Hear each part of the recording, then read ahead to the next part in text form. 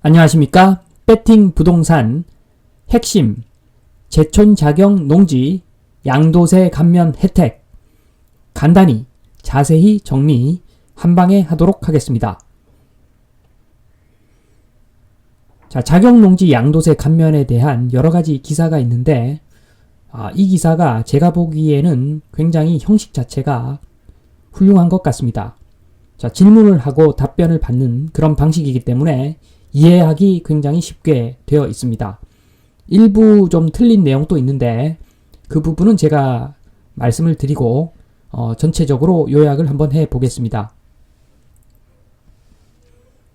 자, 비즈니스 와치 8년 자경농지 양도세 감면 받으려면 이라는 기사인데 김명택 세무사님이 잡종지도 농사 지으면 농지 감면 대상이다. 처음부터 꿀팁이 나오는 거죠.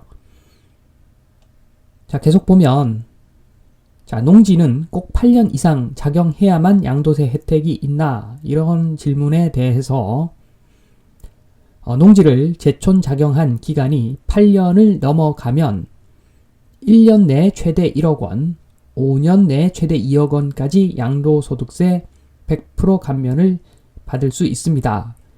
이것은 잘 알려진 내용이죠.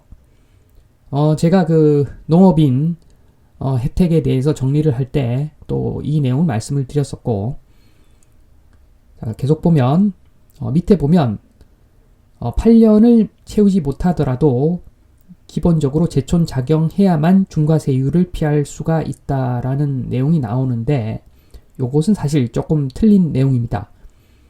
사업용 토지로 인정을 받기 위해서 농지은행에 임대를 해도 사업용 토지로 인정을 받습니다. 자경 플러스 농지은행 임대가 합해서 8년 넘으면 되는 거죠. 자, 그리고 마지막 부분에 또 하나는 대토 감면이 있는데 만약 자경농이 4년 이상 농사를 짓던 땅을 팔고 다른 농지를 취득해서 농사를 짓는 경우에 이것을 대토라고 하는데 전체 자경 기간을 합산해서 8년을 넘기면 양도세 100%를 최대 1억 원 한도 내에서 감면받을 수 있다는 내용이죠. 그러니까 만약에 지금 농지를 팔 때 그 파는 농지가 최소한 4년 이상은 경작을 해야 되는 거고 이걸 만약에 6년간 작용을 했다라고 하면 새로 취득한 농지는 2년 이상만 작용을 하면 양도세 감면을 받을 수 있다는 이야기입니다. 자, 이때 대토 감면은 종전 농지 면적의 3분의 1 이상, 종전 농지 가액의 2분의 1 이상인 농지를 취득해야 한다는 내용이 나오는데 이것은 둘 중 하나만 만족하면 됩니다. 면적의 3분의 1 이상 또는 가액의 2분의 1 이상. 자, 요거는 좀 수정을 해야 되고.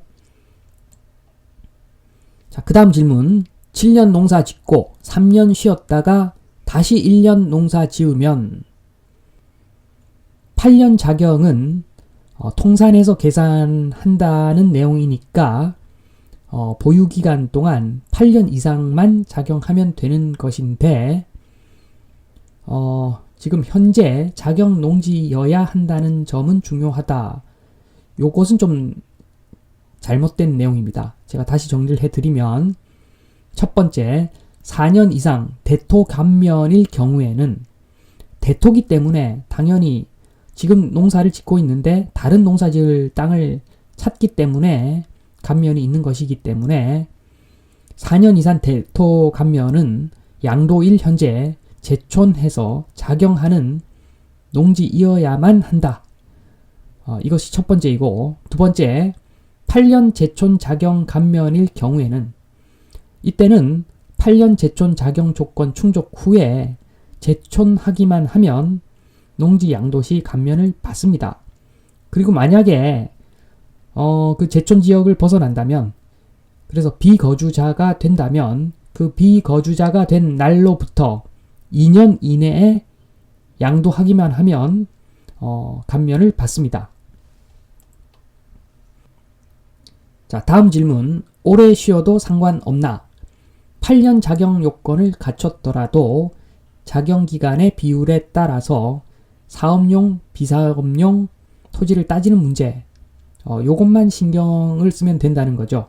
오래 쉬어도 한마디로 상관은 없으나 그 사업용 토지로 인정받는 것이 유리하다. 이런 내용인데, 농지 보유하는 기간 중에서 60% 이상을 작용을 해야지 사업용 토지로 본다는 규정은 있습니다.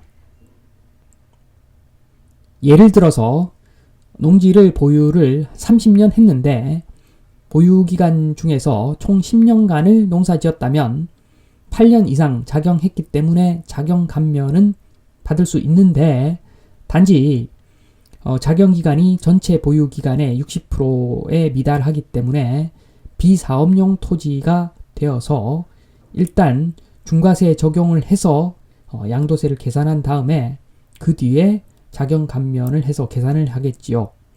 자, 수정 한번 하겠습니다.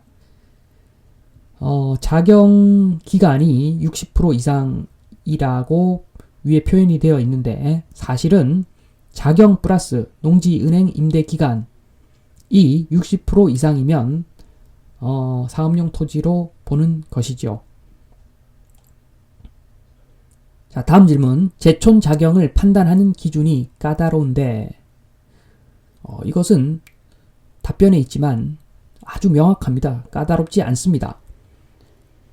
농지가 소재한 시군구 또는 연접지형 또는 직선거리 30km 이내에 거주하면 제촌.